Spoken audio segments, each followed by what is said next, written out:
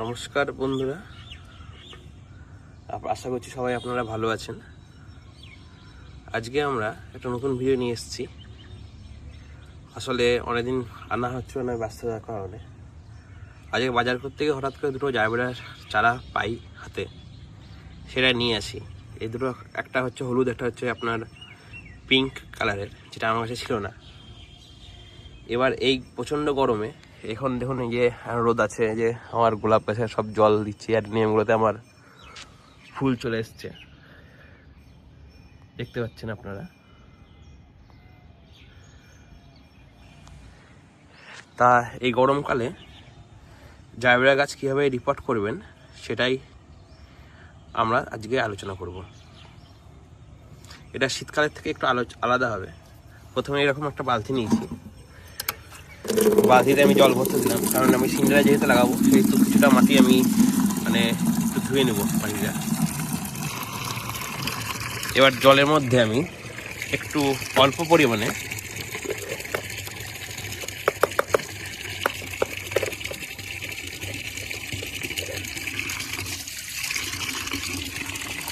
প্রচণ্ড গরম জল, আর এই জলটা ফেলে দিই, কারণ আপনার জলে আপনার ঠান্ডা জল আসা শুরু হয়ে গেছে। এবার আমি কি করব, আমি অল্প করে একটু সাব ফাঙ্গিসাইড আমি দিয়ে দিলাম, সামান্য অল্প।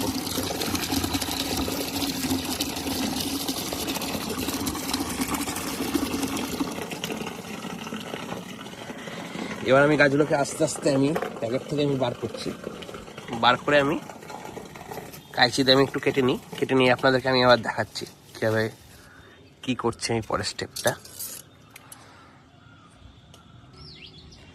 এই যে এইভাবে আমি প্যাকেট থেকে পুরো বার করে নিয়েছি। একটু শিকড় ছিঁড়েছে, কিছু করার নেই, কারণ গাছটা প্যাকেটের বাইরে চলে গেছিলো। এবার আমি কি করছি, এর মধ্যে আমি বসিয়ে দিলাম।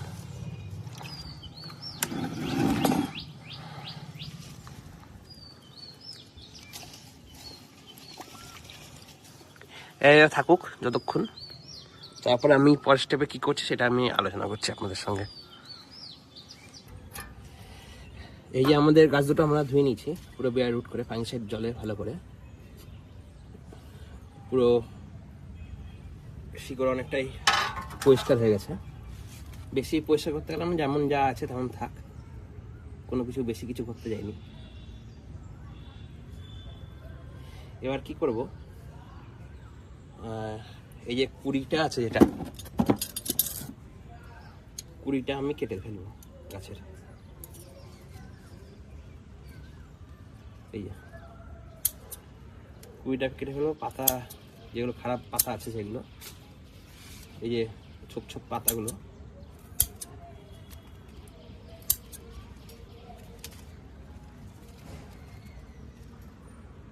এই যে খারাপ পাতাগুলো সব কেটে দেবো।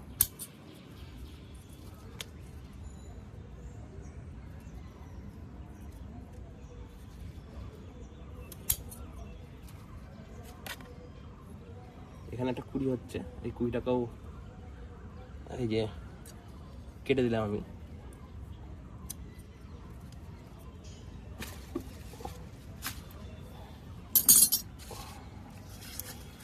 যতটা পরিষ্কার করা যায় করে নেবেন, যতটা কাটা যায়।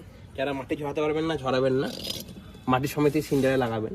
আমার মাটিটা ওই চাইনি পুরোটা ঝরে যাক, কিন্তু দেখলাম পুরোটাই মাটির সঙ্গে জলের সঙ্গে চলে গেল। সেমভাবে আমি আগে যেমন বলেছি, এই যে একটা মাটির পটের তলায় এরকম খোলাম কুচি দিলাম একটা,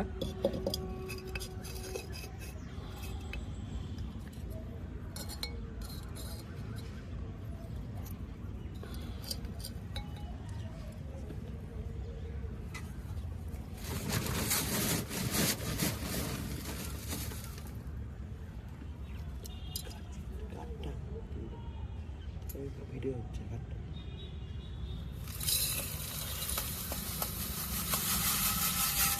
এবার সিন্ডার দিলাম কিছুটা,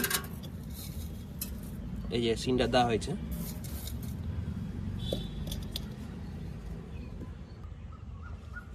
তারপর আমরা কি করব, এই যে বোনডাস্ট ভার্মি প্রায় সম পরিমাণেই নিয়েছি, এরকম একটা লেয়ার দিয়ে দেব নিচে। তারপর এই গাছটাকে বসাবো। বসানোর পর অল্প অল্প করে, বেশি দিবেন না, কারণ বর্ষাকালে ফাঙ্গাস হতে পারে।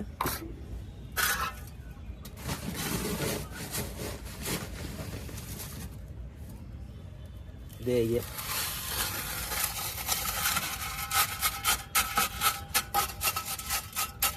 এরকম ভাবে সুন্দর দিয়ে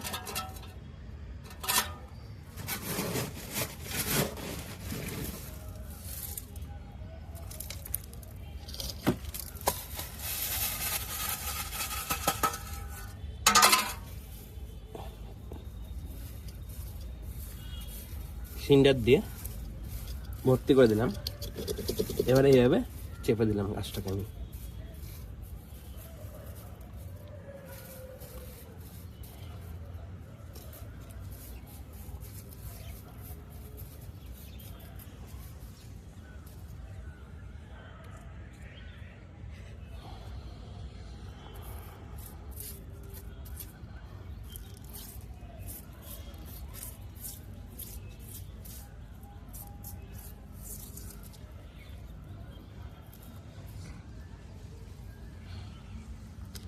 এবার কি করব, এবার হচ্ছে আমি ফাঙ্গিসাইডে যে জলটা আছে সেটা দিয়ে আমি ড্রেন আউট করবো। আমি একটা গাছ করে লাগিয়ে নিই, দিয়ে আপনাদেরকে আমি দেখাচ্ছি।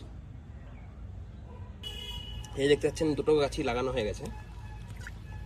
এবার আমি কি করবো, এই যে ফাঙ্গিসাইডে যে জলটা আছে সেটা আমি এইভাবে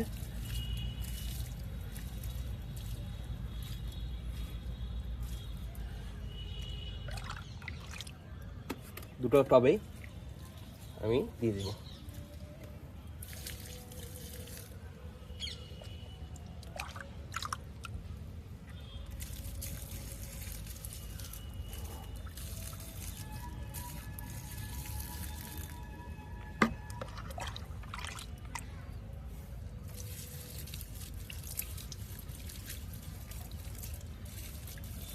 এভাবে 7 দিন থাকবে, কারণ এখন প্রচণ্ড গরম, গাছে কোনো রকম খাবার দেওয়া হবে না। গাছে যেটুকু পরিমাণে ভার্মি হাড়গুঁড়ো দেওয়া আছে সেটাতেই আস্তে আস্তে আস্তে আস্তে ডেভেলপমেন্ট হবে। এরপর কি হচ্ছে, আমি 7 থেকে 10 দিন বা 15 দিন পর যেমন অগ্রগতি হবে, গাছের ইমপ্রুভমেন্ট আসবে, সেভাবে আমি পরবর্তী পর্যায়ে কী করবেন সেটা আমরা আলোচনা করব। পরবর্তী পর্যায়ে আলোচনা বলতে গেলে একই রকম সেই রুট ট্রিটমেন্টই হবে। সেটা কীভাবে করা হবে সেটা আমি একটা ছোটো ভিডিওতে নিয়ে আসবো। যদি কন্টেন্টটা ভালো লেগে থাকে তাহলে অবশ্যই like, comment and share, subscribe করবেন, পাশে থাকবেন, তাহলে আরও আমি নতুন নতুন কন্টেন্ট আনতে অনুপ্রাণিত হব। ধন্যবাদ।